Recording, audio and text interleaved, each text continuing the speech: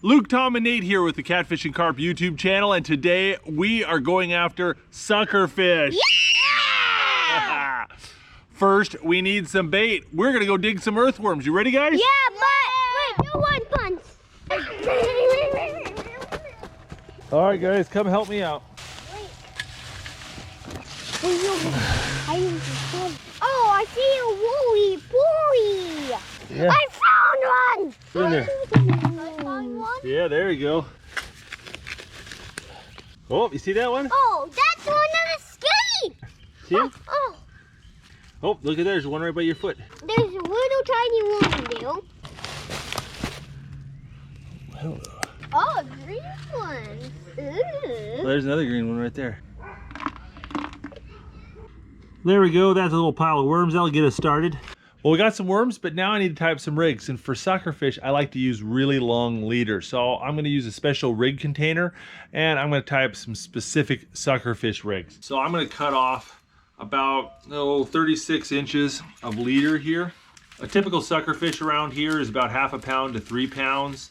And they have a much smaller mouth than carp do, and a very sensitive mouth. So you really got to use small, subtle gear. I'm using 8-pound fluorocarbon, and I have got some number 10 octopus hooks here. So I've got this little hook on a really long leader. I'm going to store it with my pit box from Max Lures.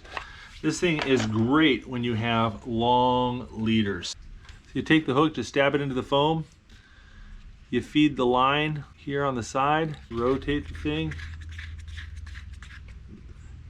There you go. All right, got my leaders tied. Now I'm gonna pack my bags. This is 3 rods, 3 reels, a landing net, and all my tackle and pliers and bite arms and rod holders all fit into this bag. It'll be perfect for suckerfish. You guys ready to go catch some suckerfish? I sure hope we catch some suckerfish, otherwise it's gonna be a lame video.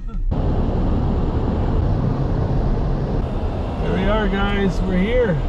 All right, guys, you ready? Yeah. All right, here we are. We've got a beautiful clear creek here, and it's the springtime, and the suckers like to come up into the creeks to spawn. So that's what we're hoping to do, is to find some suckers that have congregated in a pool or something, and we're gonna see if we can't catch them. Here, Jake, put on your life jacket, okay? Here. There you go. Gonna get our landing net ready. All right, here, buddy, you hold the net. You ready to do some fishing? Yeah. Yeah, sometimes under bridges is really good spots. We got fishing rod holder. Oh, look at this, we got in a bite already. It's got a little horny head creek chub right there. That's kind of cool. Yeah, we'll go ahead and put him back, but these make great catfish bait. Well, there we go, and not what I was looking for, but there we go, smallmouth bass. There we go. Yep, that's right across. I got a fish. Little sunfish right there. Yeah, you got a. Oh, ho, ho. Tommy just caught a little creek chub. Beautiful catfish bait, these things. Yeah, you got one. There we go, another pretty little creek chub. He's moving, he's wiggling. Beautiful sunfish right there. So that one was out of there. Another little sunfish. Dad, got one, Dad. Oh, look at the colors on that one. That was pretty. Well, this spot produced a bass, about 3 or 4 chubs, and 6 sunfish, but no suckers. So we gotta try somewhere else. Come on. Okay, here. There we go. We got something. I got a stick. Oh, pull him up and hand him over here. Okay, that's nothing. Don't reel him anymore. There you go. There's horns on this one. It's a hornhead chub. Can I touch them? Hey, go for it. They're not too spiky. Well, so far all we're seeing is chubs and panfish, so we're gonna go try another spot. You ready, Tom? Yeah. Okay. I'm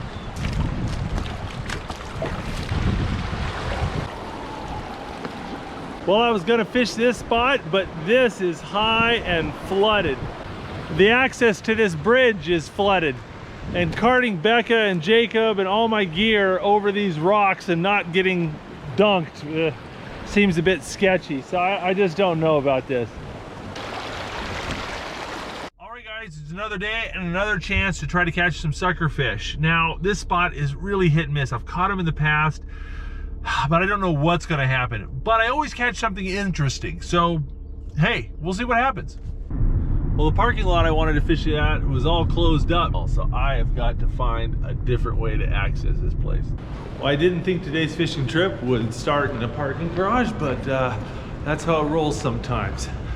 But I've got a plan, and luckily I packed light, so I've got all my gear, my bait. Oh, I forgot my bait. All right, got my bait this time. Let's see if we can go get to our fishing hole. Oh, I'm glad I packed light.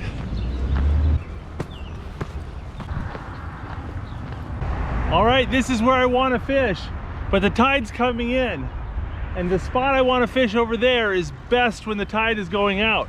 That spot is best when the tide's coming in. So we might be playing a little game of Frogger here. All right, let's go. That's what we got right there. The water's really high today. We've gotten a lot of rain, and it's high tide on top of that, so makes for a very wet combo. You know, I use a 2-clip system. I've got a clip for my lead and a clip for my leader, and it makes life so easy. I can just unclip my lead, unclip my leader, put my rod away, otherwise leave it rigged up. All right, I really want to catch a sucker, but I'm not sure how I'm going to not catch a catfish or a panfish here. There's a lot of everything, and everything loves worms. I'm gonna try to find a spot along that current seam out a little way. Better get my net ready.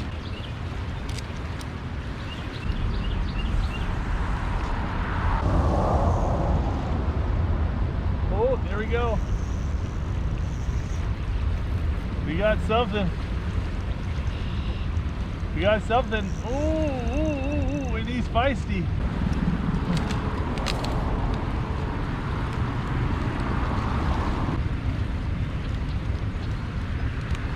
Aha! Nice little channel catfish on a number 8 hook with a little bit of worms.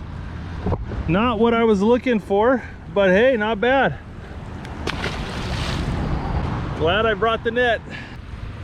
That's what it looks like, little glob of wiggling worms. A Medusa's head.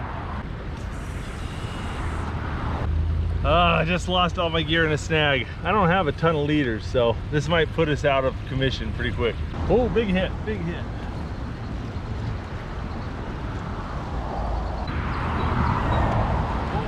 Oh, just popped loose. Swam right over that snag that I lost my other rig in. Cut me off about 1 inch below the surgeon's loop. Dang it. I've now lost 3 liters in 20 minutes. There we go. Got that little guy hooked through the back, switched over to a bobber rig. We're gonna drop it right in the current. Check it out, this is just a big whirlpool. I dropped my bobber right down there, all the way out there, drifted around, and it's back within a foot or two of where it started. Whole area is just churning. Another one of these little shiners or chubs or whatever they are. Probably what's been stealing all my bait.